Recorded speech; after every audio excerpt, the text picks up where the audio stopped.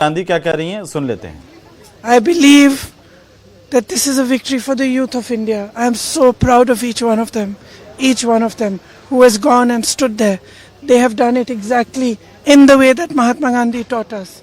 They have done it non-violently. Pellet guns were fired at them. Tear gas was fired at them. They were beaten with lathis. They had injuries, serious injuries, but they did not bend. The government had to bend to their will. And that is a lesson for every ruler of this country from now to forever. You have to listen to the will of the people. In this country, this is a democracy. The will of the people is paramount. There is nothing above it. No human being, no single leader, no dictator, no force can stop the will of the Indian people. Today this has been proved by our students, by our young people. And they have stood there regardless, everywhere, not just in Delhi, across India.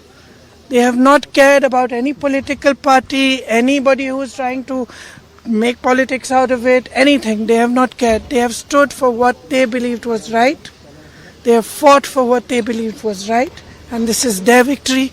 I give them my compliments. We in the Congress party have tried our best to support them in the strongest way possible.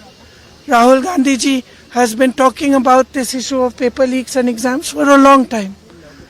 For a long time. I think it's been over 2 or 3 years that he has been raising this issue.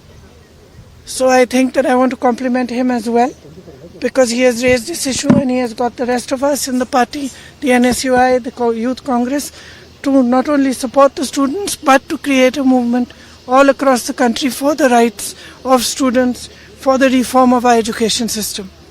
So now I think this is the beginning, but I am really, really happy. I got a little bit emotional when I heard this news, because many times in these last 10 or 12 years I have thought to myself, when are our young people going to wake up? Look what is being done to our country.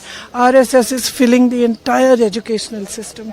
Every post, every vice chancellor, the ideology of our forefathers has been broken down. Force is being used against young people, against anybody who raises their voice and protest. So today I'm a very happy person, because the youth of our country has spoken and nobody can ever dare to silence their voice. Thank you.